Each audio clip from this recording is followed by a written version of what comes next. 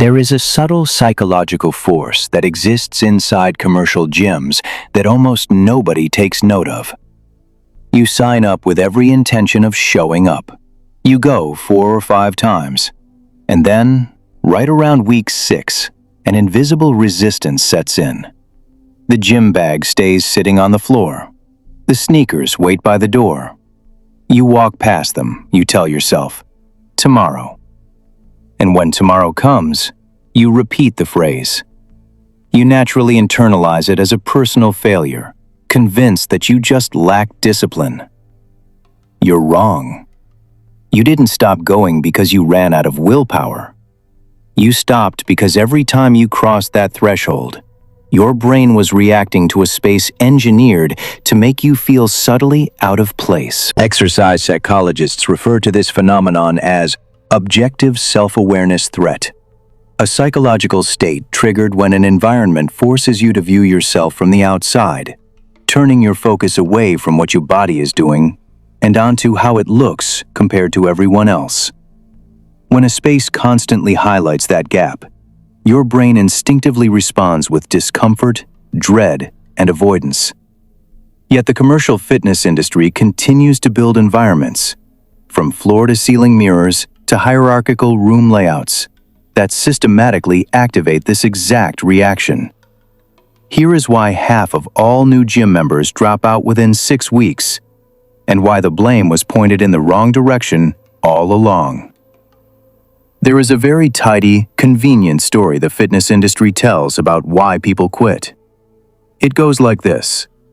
Motivation spikes in January, life gets in the way, willpower runs out, and the beginner quietly cancels their membership, promising themselves they'll try again next year. That story is convenient for everyone except the person it's about.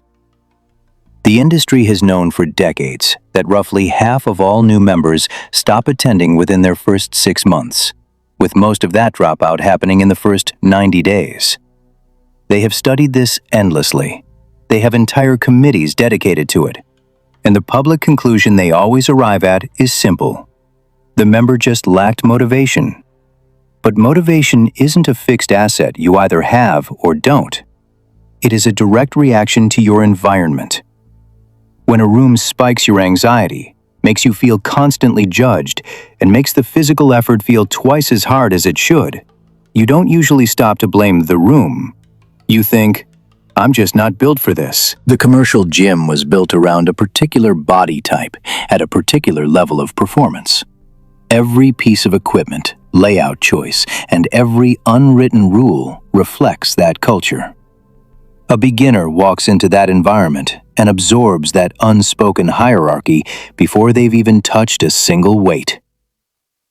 In 2003, a researcher at McMaster University named Kathleen Martin Guinness ran an experiment that exposed what was actually happening.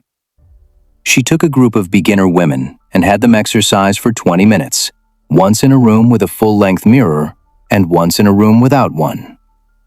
What she discovered is something the fitness industry has spent 20 years ignoring.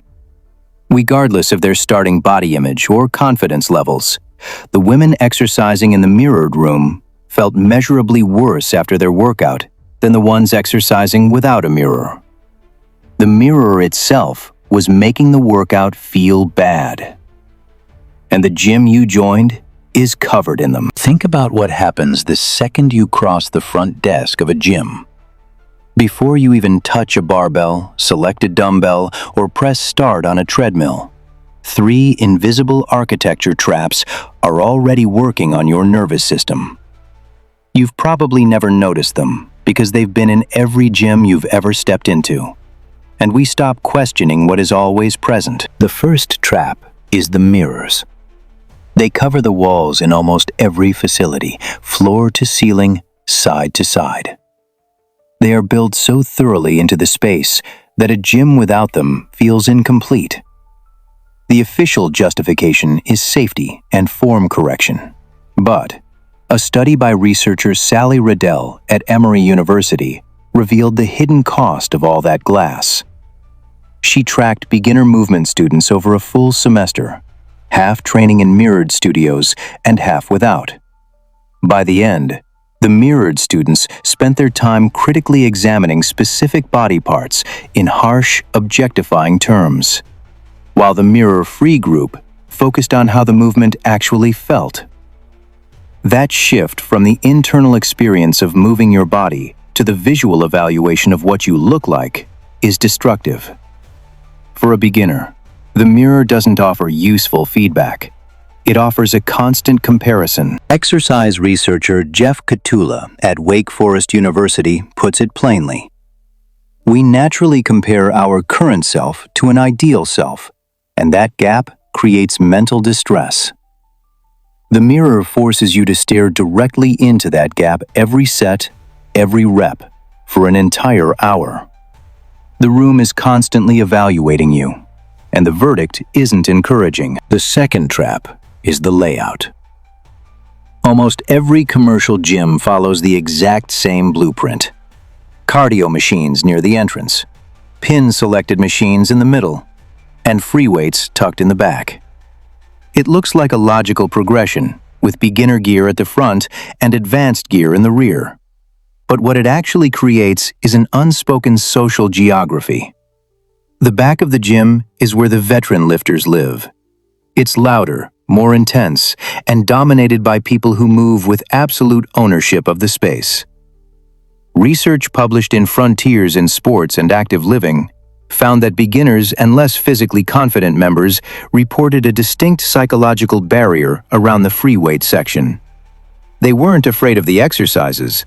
They were afraid of crossing into that territory. Nobody put up a sign saying beginners aren't welcome back there, but the layout communicated it for them. The third trap is the sound. Commercial gyms run music at a tempo and volume calibrated for high-output training. Kostas Karagiorgis, a sports psychologist at Brunel University who has spent decades studying how music affects physical performance, found that carefully selected music can reduce how hard exercise feels by a meaningful margin. But that effect is most pronounced during moderate intensity effort. At high intensity, the body's physical signals start to override the music, and the beat stops masking the discomfort. The implication of that finding, which the gym environment has completely ignored, is that the music benefit works best for the person working at a moderate pace, which is exactly the pace most beginners are working at in their first several weeks. But the playlist running through a commercial gym isn't chosen for that person. It's chosen for someone who is already pushing hard, already comfortable in the space, and already past the point where the environment feels hostile. The music was written for someone else, and you can feel that. You may not be able to say why the whole place feels slightly out of phase with where you actually are, but the room is pitched at a different frequency than you're on, and that gap registers as something personal. 3 things. Mirrors that produce self-evaluation rather than self-awareness. A spatial layout that signals hierarchy before anyone opens their mouth. And sound designed for a body and a capacity you haven't built yet. None of them were necessarily designed with the intention of driving new members away. They accumulated, one decision on top of another, until the whole space told a story that only one kind of person was meant to be there. So why doesn't anyone talk about this? Why does the environment's role stay completely invisible? The answer is simple. The fitness industry gives you a very complete language for understanding your own failure, and zero language for understanding the room's. Every poster on the wall preaches commitment. Every advertisement screams discipline. The entire cultural apparatus around fitness points inward, at your choices, your consistency, and your willingness to show up. When the experience of being in a gym feels inherently bad, that framework is sitting right there to explain it. You're just not pushing hard enough. Other people push through it, so you're just not disciplined yet. That explanation is so immediate, so available, and so heavily supported by culture that the real alternative, that the physical room itself is triggering this reaction, never gets a chance to form in your mind. Recall a crucial detail from Martin Guinness's 2003 study. The women exercising in front of the mirror felt worse afterward, regardless of whether they had existing body image issues going in. It wasn't isolated to people who already struggled with how they looked. It was everyone. The mirror produced negative emotion as a consistent, predictable result. A measurable scientific outcome, not a personal flaw. Researchers tied this directly to objective self-awareness theory. The instant you see your reflection, you begin evaluating yourself, and the gap between who you are and who you want to be creates a distinct psychological distress. That distress is entirely real. But traditional fitness culture has no word for it except weakness. And so, the beginner who walks in, works out, and feels subtly worse rather than better, starts to internalize that dread as evidence about their character. They believe it reflects their lack of follow-through, their weak willpower, and whether they are simply the kind of person who can pull this off. The environment was talking the whole time, but the vocabulary you were given made it impossible to hear. There is a broader pattern here that goes far beyond the mirrors, the layout, and the music. The commercial gym, as a design space, was engineered around its most reliable customer. The person who already shows up 4 or 5 times a week, already knows how to use every machine, and has long since cleared the hurdle of belonging. That person renews their contract. That person brings friends. That person makes the business model work. The beginner, the person who joined with genuine intent, who feels out of place, and who is trying to build a habit from scratch, was never the design problem the industry set out to solve. The business model doesn't require solving it. It only requires that you keep paying while you try to figure it out, or quietly quit once you decide you can't. To the gym's bottom line, either outcome is fine. Only one of those outcomes is fine for you. To see proof that these design traps are real, you only have to look at the spaces that solve them. The exact same mechanisms, the mirrors, the spatial hierarchy, and the audio environment, produce completely different outcomes when a space is designed around a different set of priorities. Look at boutique fitness studios. Traditional commercial gyms sit at a retention rate of around 50 to 60%, while boutique studios keep 70 to 80% of their members. That gap is usually written off as a difference in community, price point, or class structure. Those factors matter, but the real secret lies in the physical architecture of the room. SoulCycle dims the lighting down to near darkness. That single choice eliminates the constant visual self-evaluation that bright mirrored spaces induce. You can't fully scrutinize yourself, and just as importantly, you can't scrutinize anyone else. The rigid social hierarchy of a bright commercial gym simply cannot survive in the dark.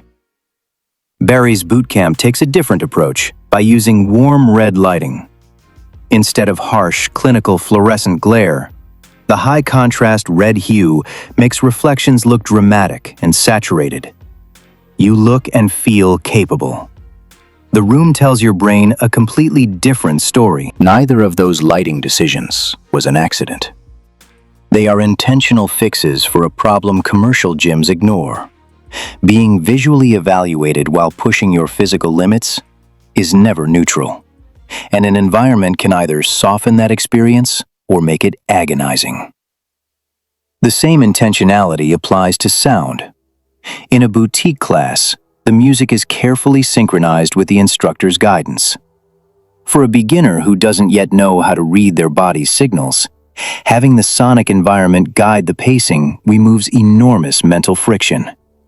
The workout feels managed, supported, and intentional, like the space was built specifically for your arrival, rather than being completely indifferent to it. That feeling, stepping into a space actually designed for you, is far rarer than it should be.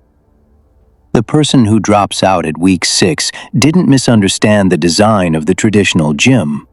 They read it perfectly. They were responding to an environment built for someone else, and their brains simply chose to walk away. There is something worth saying plainly before this ends. The gym bag sitting on the floor, the shoes left untouched by the door. That moment you caught yourself calculating whether you could cancel your membership without feeling too guilty. None of that was a character verdict. You were responding to a space producing a specific, predictable psychological reaction inside you. And the only language society gave you to explain that reaction was personal failure. That language was wrong. The gym you walked into was never a neutral room waiting for your effort. It was an environment that had already decided who it was built for. The dread you felt wasn't weakness. It was your brain correctly reading a space designed around someone else's comfort zone. Next time you step into a gym, pay attention to what the room demands of you the second you walk in. Notice where the mirrors force your gaze. Notice how the floor plan draws invisible boundaries between who belongs where. Notice whether the music is tuned to your rhythm or to someone who's been training for years. Once you spot these patterns, you can't unsee them. You start to realize that the environment was talking the whole time. You just hadn't been taught how to hear it. The bag by the door was never about your willpower. The room was talking. And now, you finally know what it was saying.